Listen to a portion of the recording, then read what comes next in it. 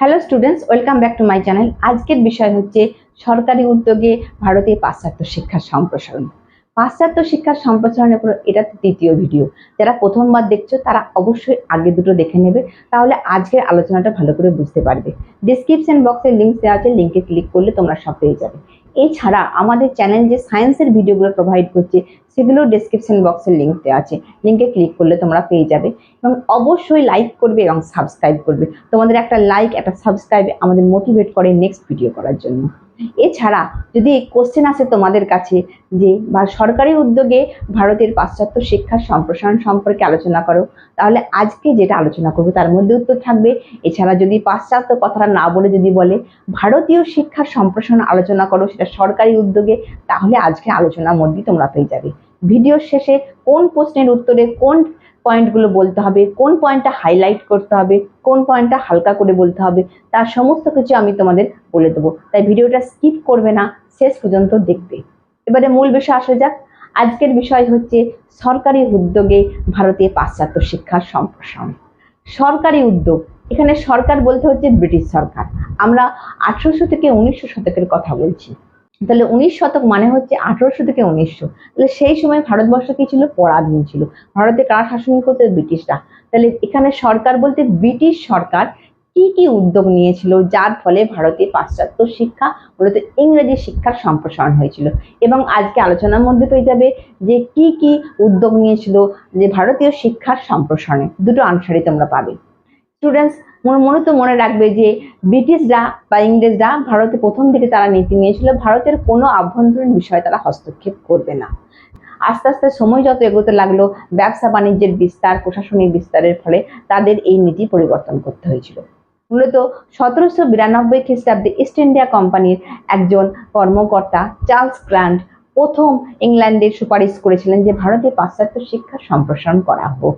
তিনি তার বিখ্যাত পুস্তক অবজারভেশন গ্রন্থে ভারতীয়দের শিক্ষার বেহাল অবস্থার কথা চিত্রায়িত করেছিলেন। তিনি বলেছিলেন যে ভারতীয় সমাজ উন্নত করতে গেলে পাশ্চাত্য শিক্ষার সম্প্রসারণ দরকার, কিন্তু ব্রিটিশ বা ইস্ট ইন্ডিয়া কোম্পানি সেটাকে কর্ণপাত করেনি। এরপরে ইংল্যান্ডের বিভিন্ন রাজনীতিবিদরাও পাশ্চাত্য শিক্ষার সম্প্রসারণ চেয়েছিলেন ভারতবর্ষে। এছাড়া হচ্ছে ক্লাফাম গোষ্ঠীর নেতা উইলবার ফোর্স চেয়েছিলেন যে ভারতে পাশ্চাত্য শিক্ষার সম্প্রসারণ হোক এবং ভারতে খ্রিস্ট ধর্মের প্রচার হোক। তাদের সত্ত্বেও কিন্তু ব্রিটিশ সরকার ভারতে পাশ্চাত্য শিক্ষার সম্প্রসারণে আগ্রহী হয়নি। তারা পাশ্চাত্য শিক্ষার সম্প্রসারণে বা ভারতের শিক্ষার সম্প্রসারণে আগ্রহী হয়েছিল মূলত নিজেদের প্রয়োজনে। যখন 1757 খ্রিস্টাব্দে পলাশী যুদ্ধের পরে একটা বাণিজ্যিক প্রতিষ্ঠান একটা রাজনৈতিক প্রতিষ্ঠানে পরিণত হলো এবং গোটা ভারতবর্ষ জুড়ে ইস্ট ইন্ডিয়া কোম্পানির ব্যবসার যেমন রমরমা বাড়ল, প্রশাসনিক বিস্তার ঘটলো। এই বাংলা থেকে শুরু করে গোটা ভারতবর্ষ জুড়ে তাদের বিরাট কর্মকাণ্ড শুরু হয়ে গেল। তখন কি প্রয়োজন হলো? শিক্ষিত কর্মচারী, বিশেষ করে ইংরাজি শিক্ষায় শিক্ষিত কর্মচারী। তখন তারা ভারতের শিক্ষার সম্প্রসারণে এগিয়ে এসেছিল। প্রথম সরকারি উদ্যোগে শিক্ষা প্রতিষ্ঠানে স্থাপন করেছিলেন ওয়ারেন হেস্টিংস। 1781 খ্রিস্টাব্দে তিনি কলকাতা মাদ্রাসায় স্থাপন করেছিলেন। 1784 খ্রিস্টাব্দে উইলিয়াম জোন্স স্থাপন করেছিলেন এশিয়াটিক সোসাইটি।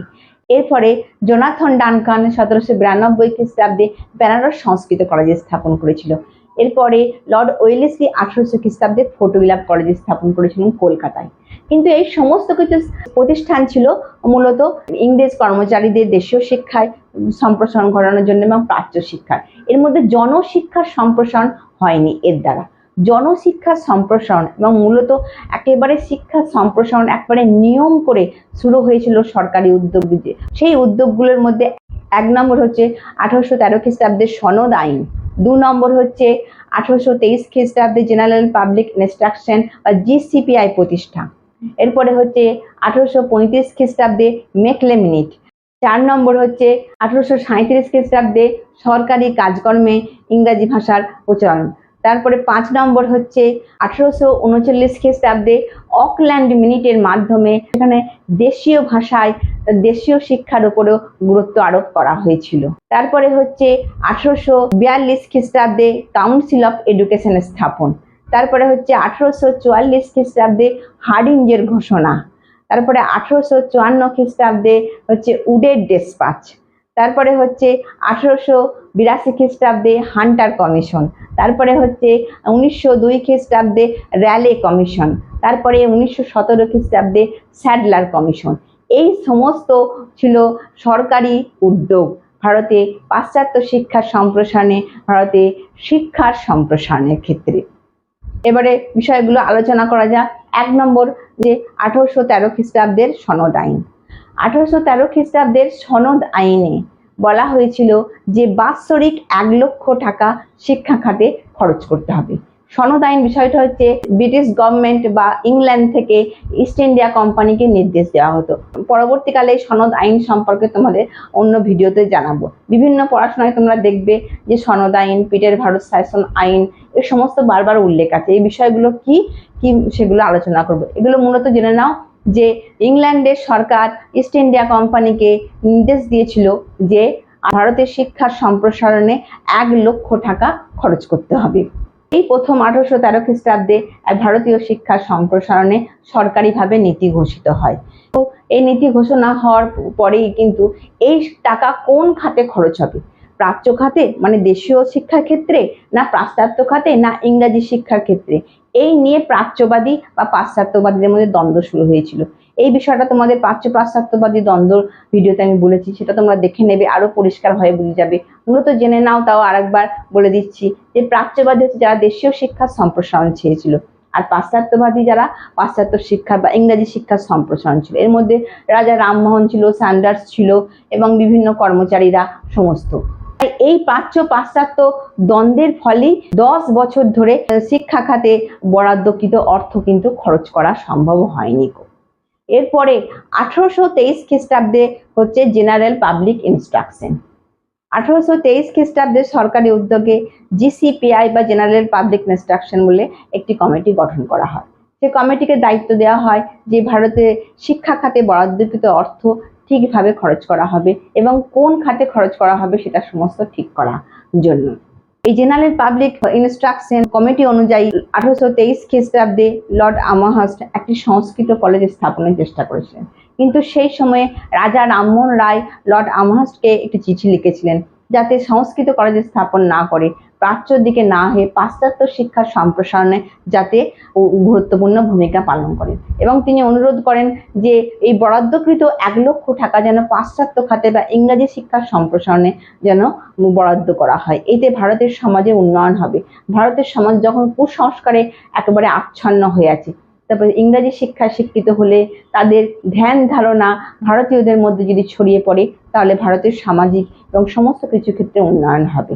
এই রামমোহনের স্মারকলিপি, এটা খুব গুরুত্বপূর্ণ বিষয়, হচ্ছে ভারতের শিক্ষার সম্প্রসারণে পাশ্চাত্য শিক্ষার সম্প্রসারণে একটি বিষয়, কিন্তু এটা হচ্ছে বেসরকারি উদ্যোগের ক্ষেত্রে। তাই বেসরকারি উদ্যোগ বললে তখন রামমোহনের স্মারকলিপি একবারে স্ট্যান্ডার্ড করে বলবে, কিন্তু সরকারি উদ্যোগ বললেও রামমোহনের স্মারকলিপি বিষয়টা তোমাদেরকে টাচ করে যেতে হবে।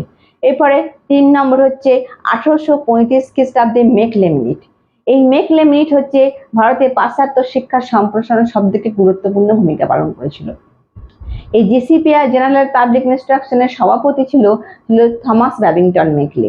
এই থমাস ব্যাবিংটন মেকলে ছিলেন লর্ড উইলিয়াম বেন্টিকের আইন সচিব। এই থমাস ব্যাবিংটন মেকলেই পাশ্চাত্য শিক্ষার সম্প্রসারণের জন্য এক জোরদার সুপারিশ করেছিলেন। তার এই সুপারিশ বা তার এই বক্তব্য একেই বলা হয় মেকলে মিনিট নামে পরিচিত। তিনি বলেছিলেন 1 নম্বর যে প্রাচ্য শিক্ষার মধ্যে কোনো বৈজ্ঞানিক চেতনা নাই, প্রাচ্য শিক্ষা হচ্ছে পাশ্চাত্য শিক্ষার থেকে নিকৃষ্ট। 2 নম্বর তিনি বলেছিলেন গোটা ইউরোপের এক থাক বইয়ের সমান হচ্ছে গোটা ভারত এবং আরব দুনিয়ার সমগ্র সাহিত্যের সমান।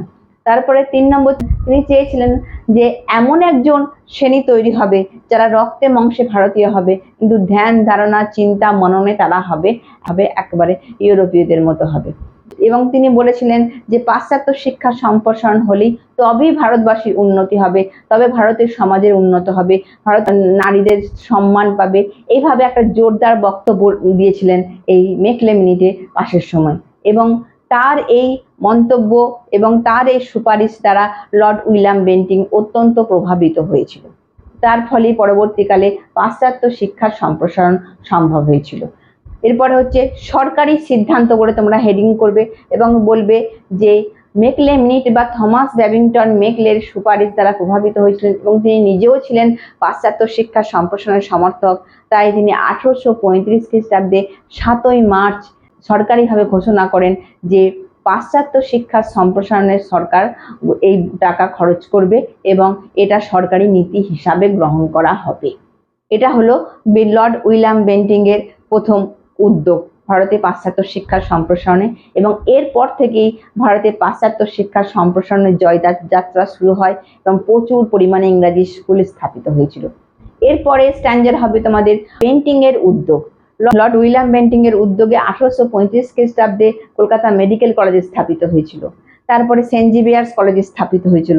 এরপরে তিনি বোম্বাই এলফিনস্টন ইনস্টিটিউশন স্থাপন করেছিলেন। তিনি মাদ্রাজে বিদ্যালয় স্থাপন করেছিলেন। তাহলে 1835 খ্রিস্টাব্দে মেকলে মিনিটের পরে কিন্তু অ্যাকচুয়ালি ভারতে পাশ্চাত্য শিক্ষার সম্প্রসারণ বা ইংরাজি শিক্ষার সম্প্রসারণের জয় যাত্রা শুরু হয়ে গেছিল।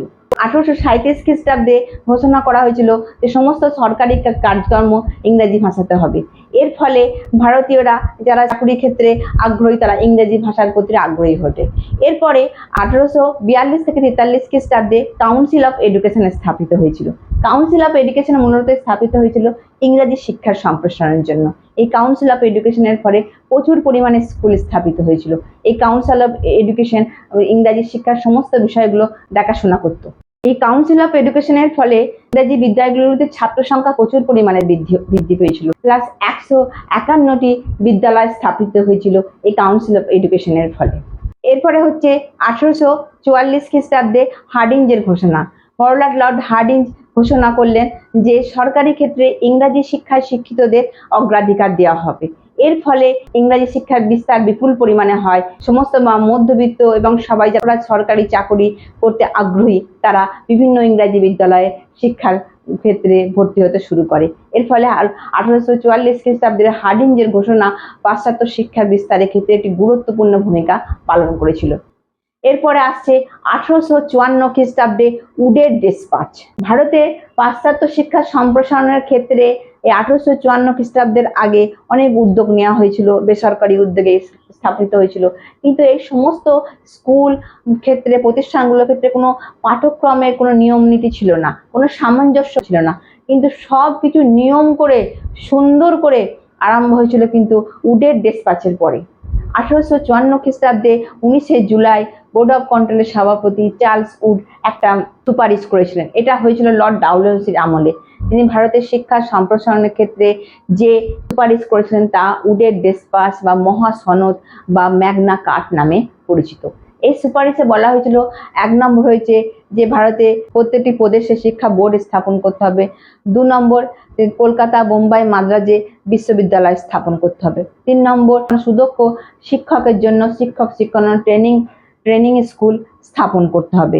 4 নম্বর তিনি বলেছিলেন যে মাতৃভাষার মাধ্যমে দেশের শিক্ষার সম্প্রসারণ করতে হবে। 5 নম্বর সুপারিশ ছিল নারী শিক্ষার প্রসার ঘটাতে হবে। 6 নম্বর হচ্ছে বেসরকারি উদ্যোগে স্থাপিত স্কুল কলেজগুলোকে সরকারি অনুদান দিতে হবে। 7 নম্বর তিনি বলেছিলেন মেধা বৃত্তিদানের ব্যবস্থা করতে হবে। 8 নম্বর তিনি সুপারিশ করেছিলেন ডিরেক্টর অফ পাবলিক ইনস্ট্রাকশন পদ সৃষ্টি করতে হবে। 9 নম্বর তিনি বলেছিলেন যে আরো বেশি করে সরকারি স্কুল স্থাপন করতে হবে এবং 10 নম্বর সুপারিশ ছিল যে প্রাথমিক শিক্ষার উন্নয়ন ঘটাতে হবে। তাহলে এই উডের ডেসপাচে হচ্ছে একবারে শিক্ষা ক্ষেত্রে সমস্ত বিষয়গুলোকে খাতিয়ে দেখা হয়েছিল, নারী শিক্ষা থেকে শ্রম করে প্রাথমিক শিক্ষা থেকে সরকারি অনুদান থেকে সবকিছু। তাই এই উডের ডেসপাচকে বলা হয় মহাসনদ। এই উডের ডেসপাচের ফলেই 1857 খ্রিস্টাব্দে কলকাতা, বোম্বাই এবং মাদ্রাজে যে বিশ্ববিদ্যালয় স্থাপিত হয়েছিল, বাংলা, মুম্বাই এবং পাঞ্জাবে শিক্ষা দপ্তর স্থাপন করা হয়েছিল, প্রাথমিক শিক্ষার উন্নয়ন করা হয়েছিল এবং বহু বেসরকারি স্কুলগুলিকে একবারে অনুদান দেওয়া হয়েছিল। এটা হলো উডের ডেসপাচ। এরপর আসছে 1882 খ্রিস্টাব্দে সরকারি উদ্যোগে হয়েছিল হান্টার কমিশন। বড়লাট লর্ড লিপনের আমলে উইলিয়াম হান্টারের উদ্যোগে এই কমিশন স্থাপন হয়েছিল বলে হান্টার কমিশন নামে পরিচিত। এই কমিশনে বলা হয়েছিল যে জেলা বোর্ডগুলোর ওপরে প্রাথমিক শিক্ষার দায়িত্ব দেওয়া হয়েছিল। 2 নম্বর হচ্ছে তারপরে বেসরকারি স্কুলগুলোতে সরকারি অনুদানের কথা বলা হয়েছিল। 3 নম্বর হচ্ছে বেসরকারি উদ্যোগকে এখানে স্বাগত জানা হয়েছিল। এবং বেসরকারি স্কুল কলেজগুলির উপর সরকারি নিয়ন্ত্রণ অনেক শিথিল করা হয়েছিল। তারপরে হচ্ছে বিভিন্ন স্কুলগুলোতে গ্রন্থাগারের স্থাপন বাধ্যতামূলক করা হয়েছিল। মেধাবৃত্তি দানের কথা বলা হয়েছিল। মূলত স্কুল এবং কলেজগুলো ঠিকভাবে পর্যালোচনা হচ্ছে কিনা, ঠিকভাবে সমস্ত কিছু পাঠ্যক্রম মেনটেন করছে কিনা, এই সমস্ত দেখাশোনা করার জন্য কিন্তু হান্টার কমিশন স্থাপিত হয়েছিল। এরপরে আসছে 1902 খ্রিস্টাব্দে র্যালে কমিশন। র্যালে কমিশন স্থাপিত হয়েছিল লর্ড কার্জনের আমলে টমাস র্যালের নেতৃত্বে। এই কমিশনের মূল উদ্দেশ্য ছিল যে কলেজের সঙ্গে যে সমস্ত বিশ্ববিদ্যালয়গুলি সম্পর্কযুক্ত ছিল সেই সমস্ত কলেজগুলির উপর যাতে বিশ্ববিদ্যালয়ের নিয়ন্ত্রণ আরো কঠোর করা হয়েছিল এবং কলেজের নিয়ম নীতি সবকিছু একেবারে কঠোরভাবে কন্ট্রোল করা হয় সেরকম ভাবে সবকিছু নির্দিষ্ট করা হয়েছিল। 2 নম্বর হচ্ছে এই বিশ্ববিদ্যালয়গুলির কাঠামোগত বিন্যাস ঘটানোর উপরে একটা গুরুত্ব আরোপ করা হয়েছিল। র্যালে কমিশনের মাধ্যমে কলেজগুলিকে একেবারে বিশ্ববিদ্যালয়ের কন্ট্রোলে নিয়ে আসা হয়েছিল এবং এর উপরই ভিত্তি করে পরবর্তীকালে বিশ্ববিদ্যালয় আইন পাস হয়েছিল। কার্জনের আমলে এই র্যালে কমিশনের 2 জন ভারতীয় সদস্য ছিল। একজন হচ্ছে গুরুদাস ব্যানার্জি আর 2 নম্বর হচ্ছেন সৈয়দ হোসেন বিলগ্রামি। এরপরে আসছে স্যাডলার কমিশন। ইংল্যান্ডের লিডস ইউনিভার্সিটির উপাচার্য মাইকেল স্যাডলারের নেতৃত্বে এই স্যাডলার কমিশন স্থাপিত হয়েছে।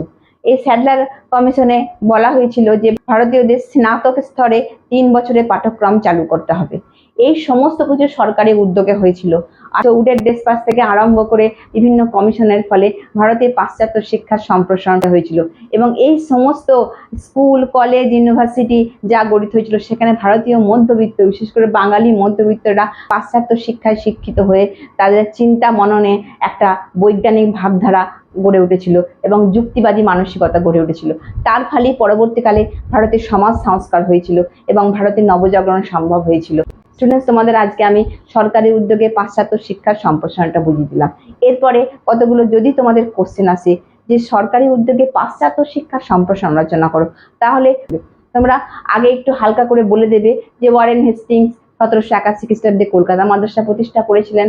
তারপরে এশিয়াটিক সোসাইটি, সংস্কৃত কলেজ, এগুলো বলবে, কিন্তু শুরু করবে 1 নম্বর পয়েন্ট দিয়ে 1813 খ্রিস্টাব্দে সনদ আইন, 1835 খ্রিস্টাব্দে মেকলেমিনিট, 1837 খ্রিস্টাব্দে সরকারি ভাষা হিসাবে ইংরেজিকে গ্রহণ, তারপরে হচ্ছে 1844 খ্রিস্টাব্দে হার্ডিঞ্জের ঘোষণা। কাউন্সিল অফ এডুকেশন না বললেও চলবে, কিন্তু হার্ডিঞ্জের ঘোষণা অবশ্যই বলতে পারবে। তারপরে হচ্ছে সব থেকে বড় জিনিস হচ্ছে উডের ডেসপাচ এবং হান্টার কমিশন, তারপর র্যালে কমিশন, স্যাডলার কমিশন, এগুলো না বললেও চলবে। হান্টার কমিশনটা হালকা করে বলবে, র্যালে কমিশন বা স্যাডলার কমিশন শুধু উল্লেখ করে দেবে যে এই সমস্ত কমিশনের মাধ্যমে ভারতে পাশ্চাত্য শিক্ষার সম্প্রসারণ হয়েছিল এটা। কিন্তু যদি তোমাদের কোশ্চেন আসে যে ভারতীয় শিক্ষার সম্প্রসারণ, সেখানে কিন্তু তোমাদের সব বিষয়টা উল্লেখ করতে হবে। প্রথমে একটা পয়েন্ট দিতে হবে যে সরকারি উদ্যোগে প্রথম শিক্ষা প্রতিষ্ঠানের স্থাপন, এবং সেখানে বলতে হবে ওয়ারেন হেস্টিংস 1781 খ্রিস্টাব্দে কলকাতা মাদ্রাসা প্রতিষ্ঠা করেছিলেন।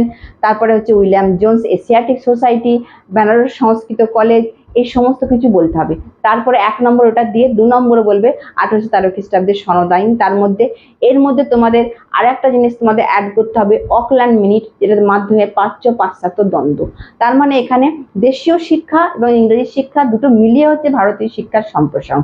এটা বললে কোশ্চেনটা যেমন আসবে সেরকম লিখবে, এবং তোমাদের আমাদের ভিডিওতে যে স্ক্রিনে যে লেখাগুলো আসছে সেগুলো তোমরা পজ করে দেখবে, স্ক্রিনশট নিয়ে নেবে, এবং এর মধ্যে পয়েন্টগুলো আমি সব দিয়ে দিচ্ছি, তোমরা সেগুলো বুঝে যাবে।